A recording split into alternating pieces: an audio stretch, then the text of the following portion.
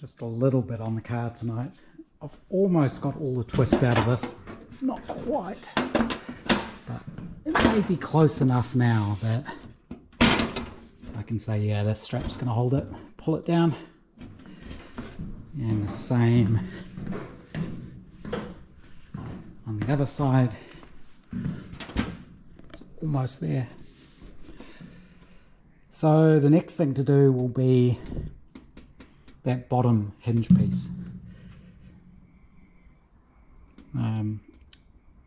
Which means notching all of this out. I need to measure the line, notch it out, and then fold it over, and then you wrap it back round. That's how that's going to work. And I did find that my front was loose because the thread on this little threaded stud part, the thread didn't go all the way down, so I couldn't actually do the nut up tight. That's why that was causing problems. These obviously still need a lot of sanding and smoothing off, but the basic shape is there. And maybe a little bit more of a trim just in there. And a little bit of wheeling just to try and smooth it out, even it out. But we're getting there. The other thing that happened today is I got a new toy. And it wasn't cheap, but it's already proving its worth. It's a little battery-powered inflator, and we've got a foot pump, and I've got the air compressor, and I've got a like an inflator that goes on that, which is this thing. But I figured, well, so we've got between us 4 cars, one, two, three, four, 5 cars, and 2 motorbikes and a little trailer, as well as a couple of push bikes, and they all need their tyres pumping up from time to time. And either I use the foot pump on the bicycles or the air compressor here on all the other cars, but it's just a bit of a pain in the neck.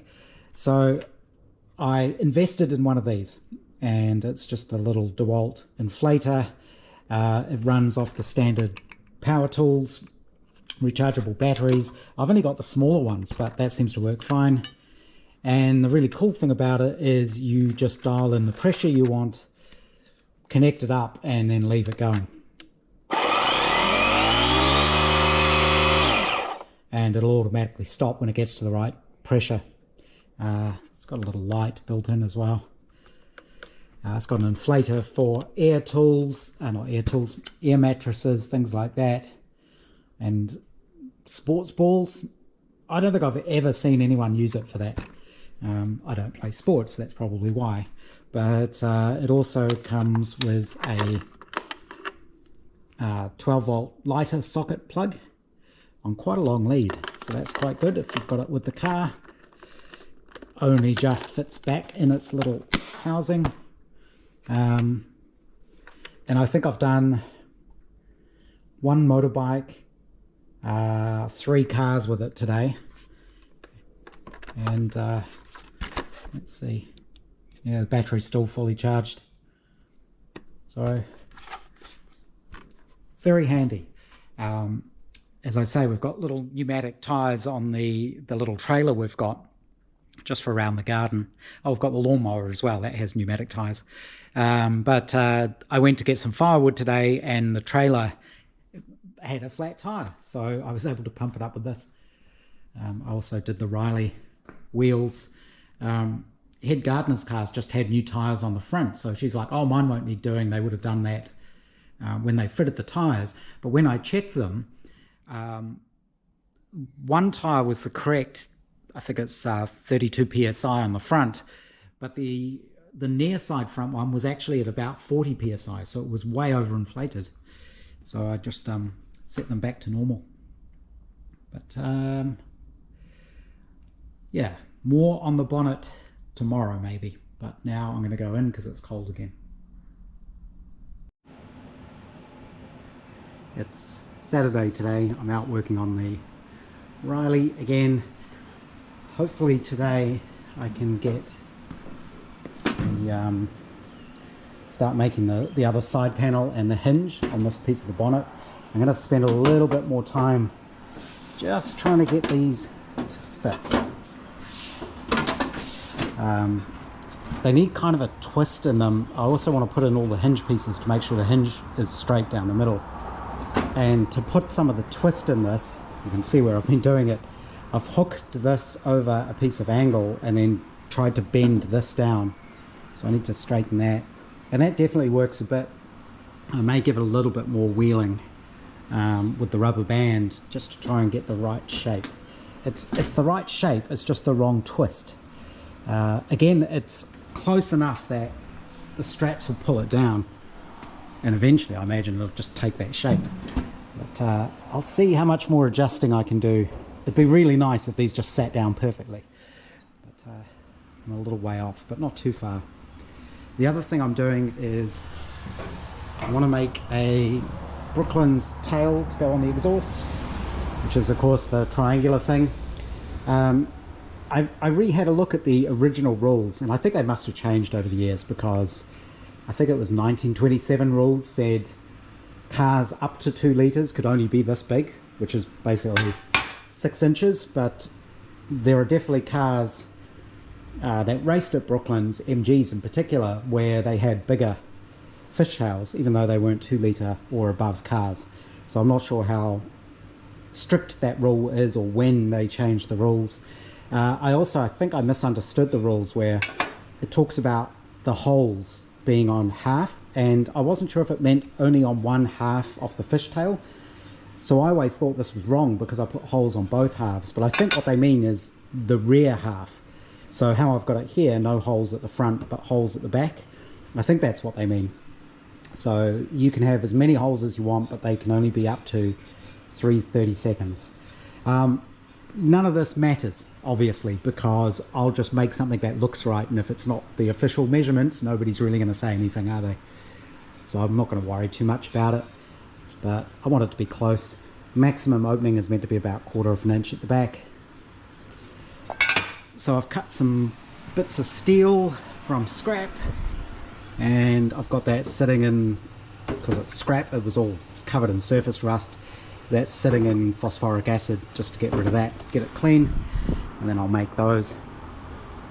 I got another new toy when I ordered the air compressor. I was going to get a spare battery for it, and it worked out, because they've got a redemption at the moment. If you bought one of these work lights, there's a redemption for a free battery. So I bought one of those. I've sent off for the free battery. It worked out to be the same price as buying this and another battery. And this is something I've actually wanted for a while. I've only got a small light that I always put down and lose. I've tried these battery ones before. They're okay, but you're always changing batteries. I've got a rechargeable one. I can never find it. It's somewhere. Here it is. This thing, which works pretty well. This is good, and it's rechargeable, which is good, but it's a little bit small. So I have this one, which this is very good. So I mean, this really lights things up quite nicely. It's got different power levels.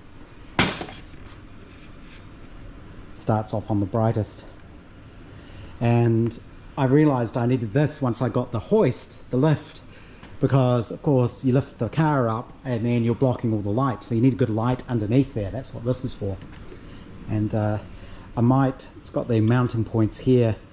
I might try and get a nice powerful magnet to mount on that, and then I can stick it to the hoist or to the car. But I think that's going to be super useful as well. Also for things like when I have to do the wiring and I'm working up underneath there, you can see light is going to be a problem because it's pretty dark without it. So I think this will be super useful. So that was another toy. Like I say, the battery should be on the way. And the other thing is I took a day off yesterday. It's been filthy weather. I think there's actually been flooding somewhere else in the country, Christchurch maybe. But I took yesterday off and I went and did my basic handling test for my motorcycle learner's license. It was looking a bit iffy whether or not we were going to do it. I did end up doing it. I did it all in the rain. My what's it called, dry rider I think is the jacket I've got, lived up to its name. I was perfectly dry underneath that, so that was good. The basic handling is basically a test you do to prove that you've got the minimum amount of skills to handle a motorcycle. So they have 4 little tests that you do. The place I went through, they provided the bike and everything. That was the biggest challenge for me, was getting used to their bike. It was a Honda CB250F, no, 125F, I believe. So it's a pretty modern bike, bit bigger than this, bit smaller engine, but similar sort of power, I guess. The hardest thing for me was just getting used to their bike. I did a little bit of practice first, so the actual training, the actual test you have to do, it's a 4-stage test, and it's basically around cones. The first one is starting off from a stop, and they're looking for things like make sure you're checking your mirrors, checking your blind spots, and indicating, being able to pull out into a tight turn, and then round the cones, indicating, and then stop. I'm trying to remember what they were. I only did them yesterday. One of them is basically an emergency stop, where you just go around the outside of the circle and the instructor puts their hand up and you have to do a quick stop. That's pretty easy. One of them is sort of figure 8 around the cones, and then parking, where you oh no, that's a different test, where you kind of go around a few times and then you come up to a stop. You do a figure of 8, come up to a stop, and then you have to reverse into a parking space. It's all pretty easy. She said to me, oh, it was an easy pass. And because it didn't take as long as we thought it was going to take, I then had time to go and do the theory test, which is the way it works in New Zealand. When you get your driver's license, you get your learner's license first. You have to sit a theory test, which is 35 multi-choice questions. You've got half an hour to do it, and you do an eye test, and they take your photo, and you pass, and you get your learner's license.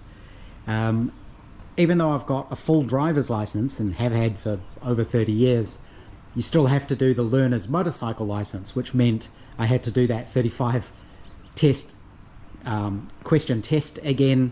It's got a few extra motorcycle specific questions thrown in, but I've been practicing that. I think it took me 3 minutes to do the test. Now I got 100% on that.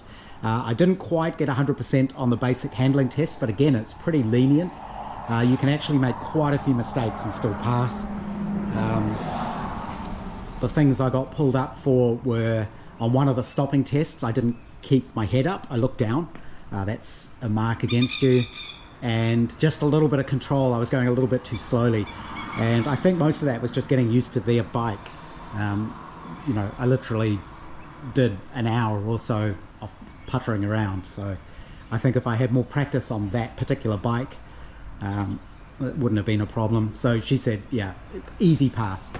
And then I almost failed the eye test. So that one was a bit tricky. The lady in the testing station was actually quite nice. She said, oh, you've almost got it, have another go. And because what I've been finding is I've always been short-sighted. As I've got older, my short-sightedness has got slightly better, to the point where I'm right on the cusp of needing glasses for driving or not. But my near vision is going, just age, I guess. So I'm in this annoying point where I can get away with not wearing glasses or contacts most of the time. So 100% on the theory, nearly 100% on the handling, just squeaked through the eye test.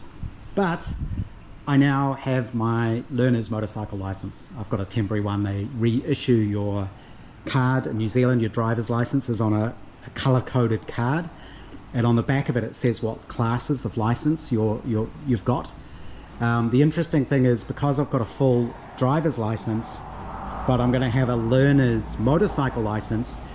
The card, instead of being green, which means you're fully licensed, will turn into a blue one, I believe, which a colleague of mine says causes her problems when she wants to go and rent a car. They'll look at the license and say, well, you're on your learners. And it's like, no, she's on her learners for a motorcycle. She's got a full license for the car. So it'll be interesting to see if I end up with that problem. I don't think so. So that means I can legally ride the bike on the road, which means I now need to get the bike road legal. So I need to organise taking it up to the local garage to get a warrant of fitness, and then I can get the registration off hold, and then it's all perfectly legal. I'm allowed to ride it. So that's really good. But now I think I'll go back to this bonnet and see if I can get them to sit a bit better. Have the door shut because it keeps raining. But I have done a little bit more tweaking on the bonnet panels. They fit a little bit better. Every time I tweak them, they just get a little bit better. But I'm ready to start cutting and folding the offside panel to make the integral hinge. And I've marked this up. I've done multiple test pieces. Here's one of them to figure out the dimensions. And I also did another little test just with my hinge pin. Again, just to check the dimensions. Carefully marking everything. It's taken me about 3 goes to mark this up to get it the way I wanted it.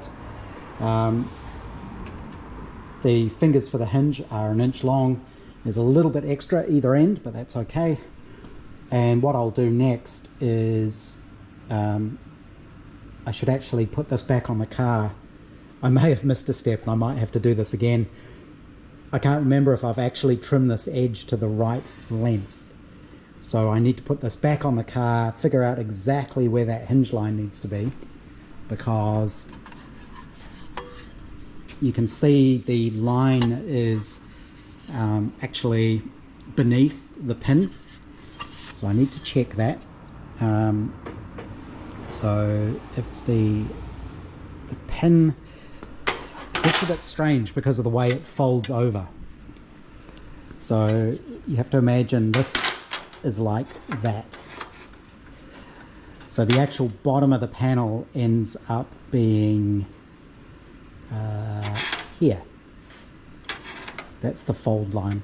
And then this folds back over, and then these tabs fold back around. So there's multiple folds going on here. So this ends up being the bottom line of my bonnet panel. And what I need to do, I think there's a little bit of leeway here. I don't think anyone's going to run a straight edge or a string down it. But what I'll do is I will mark that up on the outside of the panel and then just hold this up to the car and check it's in the right place. Well, it's very lucky I checked that because I'm wrong. I've got the little laser level on there. You can see my door isn't 100% horizontal. It actually points down a little bit towards the front, although it'll probably end up more horizontal with the ground once you've actually got some weight in the car. So what I'm going to do is I'm not going to use the laser to give me my line. I will hold the bonnet panels down. You can see they're almost fitting perfectly now. Still that twist in them, which is annoying. But I won't use the laser to get the line. I'll just use a line of tape and just do it so it looks right. Basically, if it looks right by eye, it's going to be right. So that's what I'll do next. So I've worked out this is where my hinge line needs to be. And that is accurate. I use the tape and the straight edge across there, and that lines up with that nicely. I ran some tape across as well, step back to have a look at it. And also if you measure the distance, this end and that end is the same. So that side panel ends up being rectangular, which is what you want, because then when you've got all that row of louvers in there, it all looks even. So I think that's right. I'll just double check that again, which means I now need to trim that bottom edge and remark it I think I'll just do another check with a piece of tape to make absolutely certain, but it's getting there. So now this has been measured and remeasured and marked up and then rubbed out and then marked up again because I got it wrong exactly the same way I did it the first time, which is because it's an odd number of inches. You don't want to really start measuring from the end. I started in the middle, split the difference, and then went out. So the end pieces are actually slightly longer than an inch, but that's okay. And it means when I notch out the right bits, it's even. Not that it really matters, because what happens on the inside of the hinge nobody sees. The outside of it is completely clean, which is kind of the whole point of this sort of hinge. So what I'll do now is I'll cut these on the bandsaw, and then I use my cutters to take out most of the middle, and then I use my little notching tool to take the rest out and then just file it all smooth. And then what I will do is when I make the lower panel, because that's much easier, it's a flat panel, I can make it so the fingers fit. It takes a bit of fettling usually because you measure it, and generally end up having to file a little bit. This is why doing these with saw cuts is good, because it gives you that kerf, which gives you a little bit of clearance around each of the fingers. At least that's how it works for me. This is all the little fingers cut out. This is the little panel notching tool I use to do that. And the next thing to do is fold over at this line. So this all gets folded back over, and then these fold back again around the hinge. And this is 800 long, just over 800 long, about 31 inches, which won't fit in my little folding machine, which is only 600 mil wide, which is very annoying. Yeah, no way I can make it fit. So I have to do it the old-fashioned way, clamp it to the bench, clamp a piece of angle iron and hammer it around. So I will do that next. I may just run this through the bead roller to give me that break on that line. I find that makes it easier to then fold things over in a straight line. I have the edge folded round and the fingers folded up. That can be a little bit tricky. You'll see all those scratches in the panel. That's because when you fold this down, these tend to go flat and they end up hard against this panel, especially when there's a curve. So to lift those up, I use an old chisel to get under the end, and then a scraper, and I can sort of lift these tabs back up. And then to get them folded to this stage, I'm using these vice grips with the sort of flat end, and you can sort of start curling these around. The rest of it I can do hammer and dolly.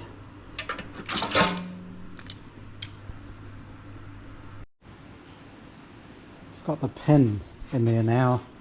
It's pretty tight. It may loosen up a little bit, hopefully, but I'm not too worried about that as long as you can hammer it in. And doing this bit is a little bit strange because when you start doing it, everything goes out of whack, because this needs to be straight. But because all of these fingers are the same length, as you slowly wrap them round, even if this hinge, the pin literally goes wobbly because not all of these are bending in the same place. But as you bend it further around, if you've measured your lengths correctly, as you go around, everything tightens up and it pulls it into line because they're all the same dimension, so they kind of have to be, more or less. You can see these they need a little bit more hammering to get them smooth.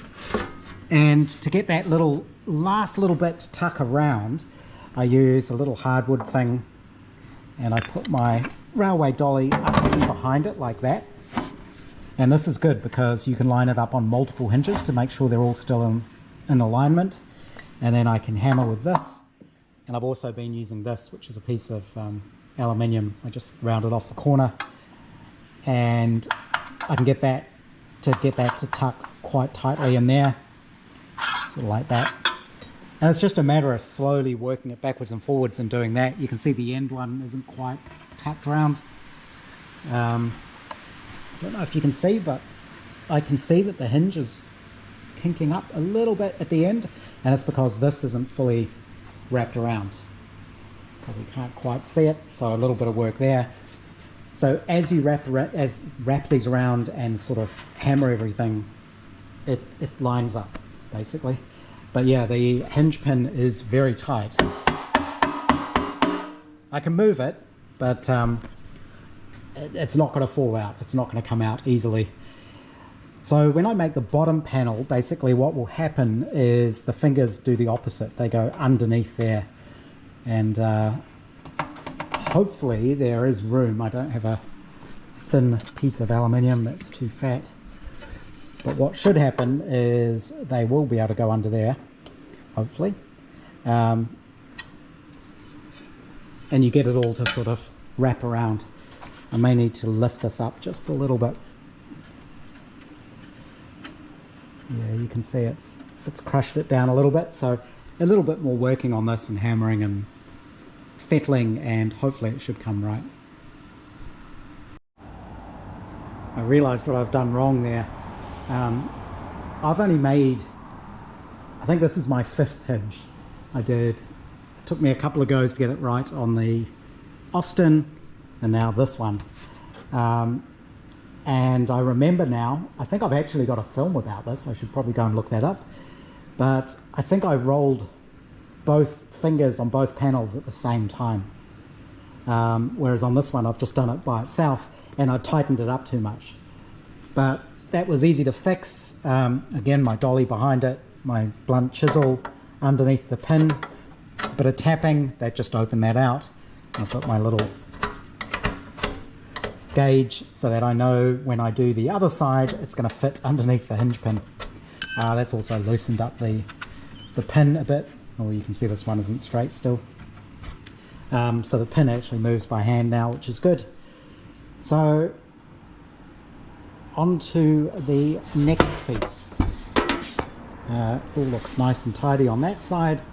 Bit of a trim here, of course, because this isn't straight, so it's sort of overlapping. But yeah, onto the second panel. Might take a break though.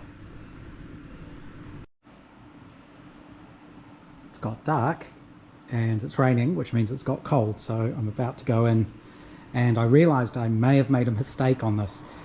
There's so many things to get right on this bonnet. It's really easy to screw it up, so I'm trying to be ultra careful, but I've already realized I have made a mistake, but I think I can recover from it. And the mistake is I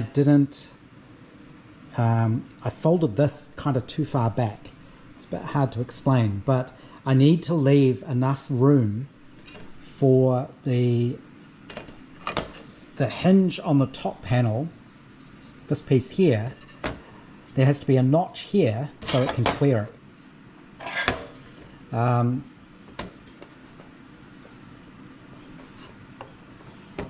And the other thing I'd done is I'd hammered this down too hard, because there needs to be a bit of a gap there. It all kind of has to fit into each other. It's a little bit strange what's going on here, but I think what I can do is I can notch this down a little bit further.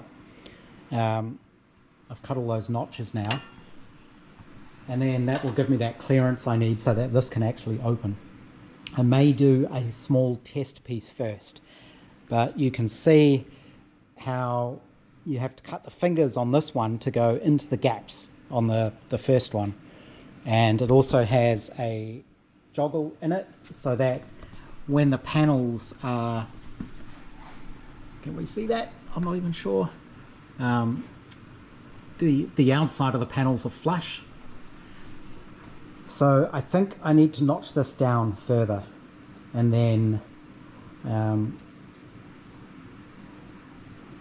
I may actually notch it down far enough so that this edge comes right up against this joggle, so there's a very narrow gap, and then I can see how far past the rod it goes and trim this down if I need to. This has been measured, so this should be correct. I think I just need to notch out that little extra bit. Quite by coincidence, so this is 5/8 to wrap around the hinge. This line here is from the bead roller when I put this joggle in it. So I think I might be able to cut down to that line, and that should give me that clearance I need. But yeah, like I say, I'll do a test piece first. You can see now how you have to be really careful when you cut these pieces out, that you don't cut out the wrong bit. These ends will need to be trimmed. They're oversized at the moment. The bottom will be trimmed, and a simple 1/2 inch fold over to give a sort of smooth edge, kind of like that. Gives it a little bit of stiffness and a radius edge, and then of course it will need the louvers punching in it before I do the hinge. So there's an awful lot of steps and an awful lot of things you can get wrong. So I think I need to stop before I start making mistakes. This is almost fitting in, but again, you can see this is where you need to fettle it a bit to get these fingers to actually clear the first part of the hinge. So these need to be a little bit narrower. Basically, you just have to file it until you can get that to slide underneath that brass pin. You can see how I have had to lift the pin up to provide that clearance. I basically hammered these down too hard, but that's okay, that should all work. The good thing about doing it with aluminium is it's so soft, you can hammer it easily and you can bend it back up if you need to. This end's still down a little bit, so is this one. Need to just lever them up a little bit. And I will need to do the louvers before I assemble it all, because once it's assembled I really don't want to have to take this pin out. So even when it's painted, I'm just going to paint over all of that, because trying to get that pin in and out is quite fiddly. In theory, if it's formed around it, you should be able to pull it out and slide it back in, but in practice, getting everything to line up can be really tricky, even if you put quite a taper on the end.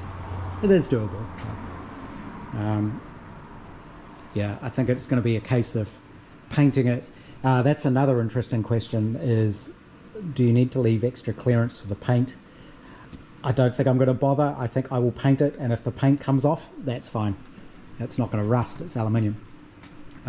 There were some cars. Now this is interesting because I think this is a period card. I don't know if it's a modern filling in of the colours. 8075 has this style where it's kind of a reddish body and a plain aluminium bonnet, and when Joss redid the bonnet for that car, they left it plain, so it's still plain today. But I'm wondering if is this just artistic license? Were the cars like that in period? Of course, you can't easily tell because they're black and white photos. And I don't know if maybe this is a modern idea of what it looks like with modern printing, and so they copied that for 8075. I don't know. But I'll probably end up painting it, I think. I suppose I could always leave it raw aluminium, but we'll see if I can actually build it first. I wouldn't be able to sleep if I hadn't tried this. So I made a little test piece. I deliberately cut these quite narrow and figured out how much I need to take off there so that there is going to be that clearance in here, so that this piece will clear the existing hinge. And it's quite a bit I have to take off. I need to recheck my measurements, but I need to notch down to this line and then I can take off that much there. I'm actually also going to cut these fingers slightly shorter. I don't need them to wrap all the way around. They just need to wrap around enough to hold on to the hinge. Actually, I might change where that line is. It's always, they always seem longer than you would expect. So if you cut them off too short, I mean, you know, to fully wrap around, it's about 3 times the diameter. Yeah, you don't want to have too much, because then you can't tighten it up too much, because it'll just jam on there. So I need to figure out exactly how much to trim off here, but I need to trim these down first. But like I say, it's got cold and dark now, which means dealing with the aluminium is hard because it gets so cold. Sunday morning, and I'm working on the bonnet.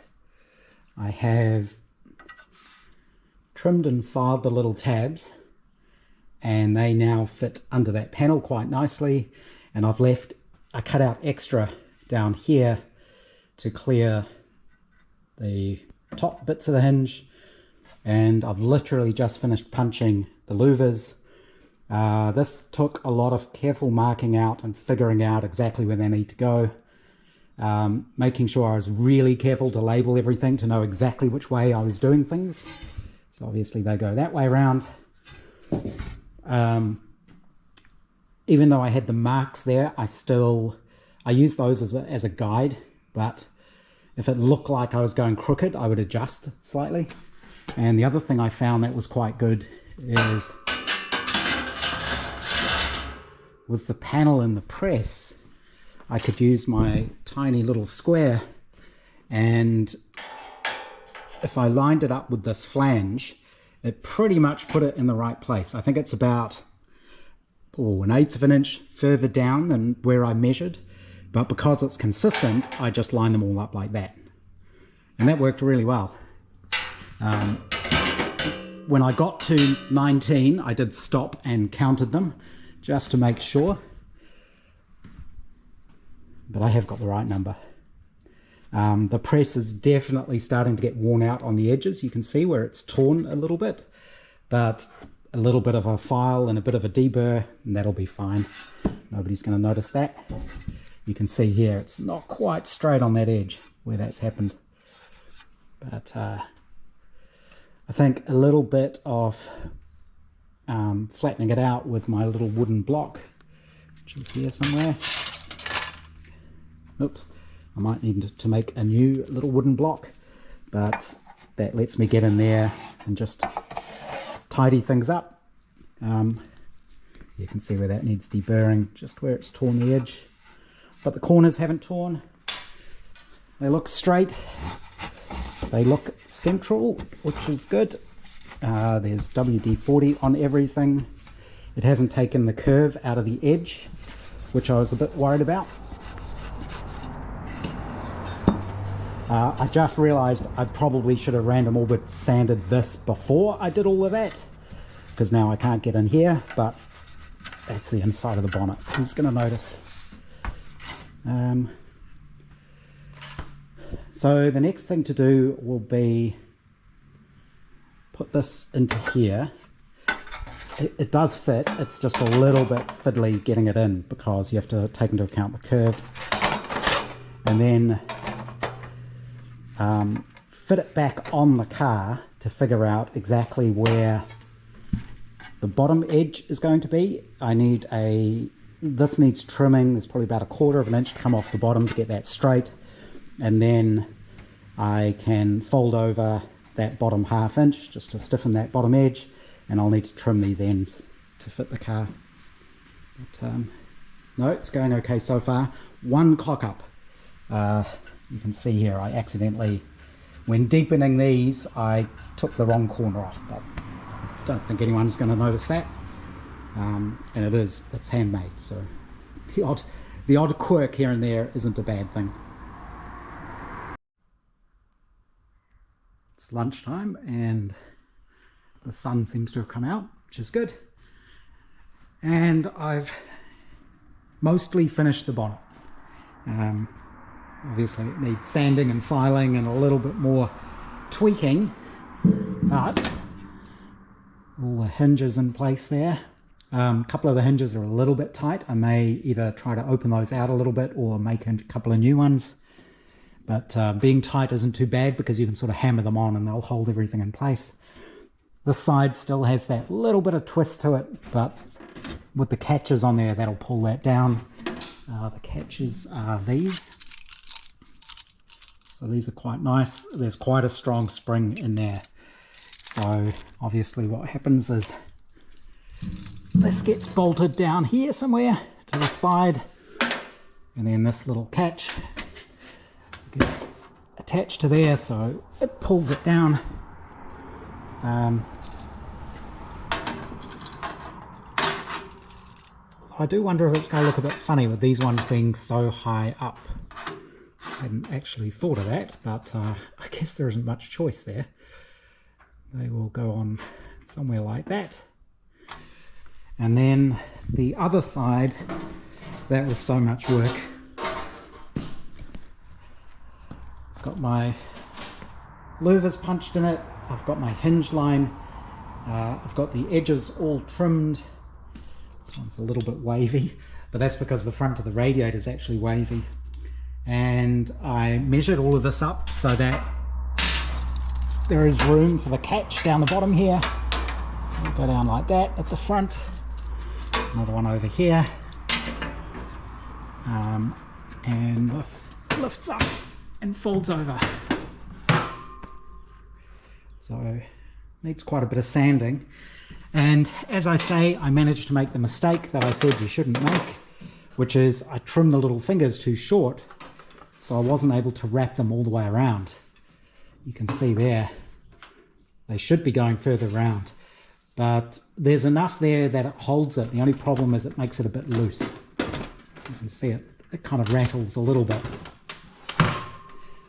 But that's okay, I can live with that. I'm not going to remake that whole panel.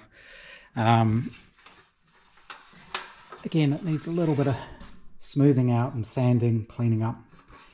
But again, this one, even though it's loose, when the edges pull down, it'll pull it into the right shape. So you can see, that'll go like that. Fits pretty well. Pretty well all around there.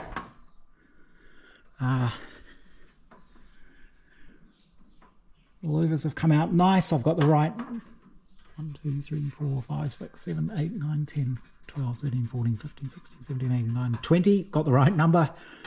And more importantly, it works.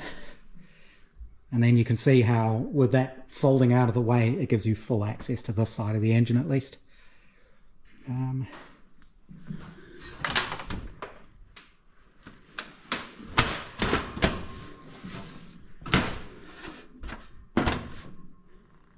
Quite like to get the catches on that, but like I say, this has been so much work. I think I need to go and take a break, probably go and have a coffee or something. Need a bit, it's gone a bit flat there, need to tweak that. I've just realised it's when you pull the catches off, I might need a little handle there. Now I suspect once the straps are undone and the catches are undone, it's going to pop up, so you can get underneath it, lift it up out of the way. So that's that.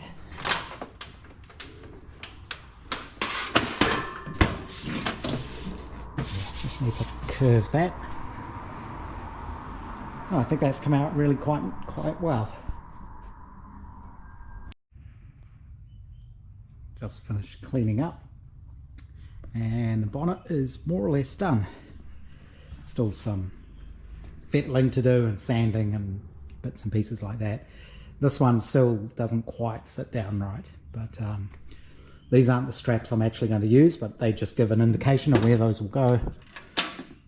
Once that strap is on there, that'll pull that down. I've got the bonnet lacing in place just so that this is sitting properly. That will sit down like that. The straps are equally spaced either end. I didn't put catches on this side because there's a bit too much curve there, which causes a problem, and they just don't look right being that high up. So I actually have some aluminium countersunk rivets on the way. I ordered those from China. I tried to find somewhere local that had them, but it's really hard to find any. And even if you can find someone that looks like they're going to have them, they're expensive, the postage is ridiculous, and most of them are sort of, you have to ring them to ask if they've got them. So it's just easier to get them from overseas and cheaper. So once I've got those, I'll look at making some little tabs to kind of hold things in place. And I definitely need one on this side because, again, you can see where the straps are kind of going to go. They will miss the louvers. It should just, depending on the width of the strap, should just miss the throttle pedal shaft. That's the end of that. And my hinge line is reasonably tight. There's a little bit of a step there, but that's hard to completely eliminate, but that's okay. Straps will go there. Front. And then I've got the little spring clips in place, and you can see this side of the bonnet is holding down nicely. Pretty smooth across there. Again, I've got a little, just need to push that bit out just there. The rest of it fits pretty nicely. The louvers have come out great, but I will need something to hold this in because the tension on that spring is pulling it out. Okay. These are quite strong springs. They're just the little catches that it hooks over, pulls it down. Same at the front. And the bonnet lifts up, it clears the headlamp, opens up, folds away. So you can see here the tape. I think what I'll do is attach that with small screws. I wonder if I could just use some sort of double-sided tape on the back of it. Probably. I think once it's all held down by this and the back of the hinge, I don't think it's going to go anywhere.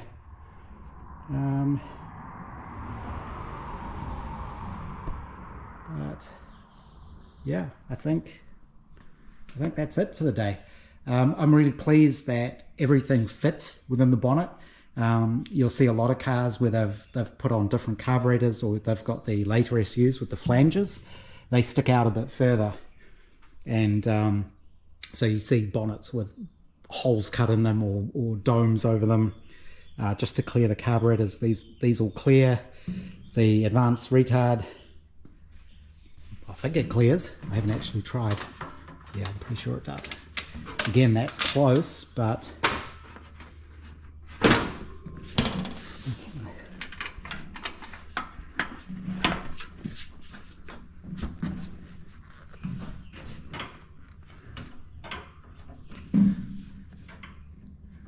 hitting its stop. But yep, that clears. You can actually see, well, maybe you can, but that's all good. This one.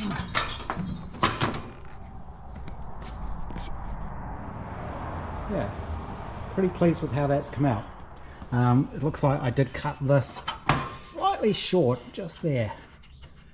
So what I might do is, could always make another one of these. This is really easy to make. There's not much shape or anything in this. I may need to pull it down a bit.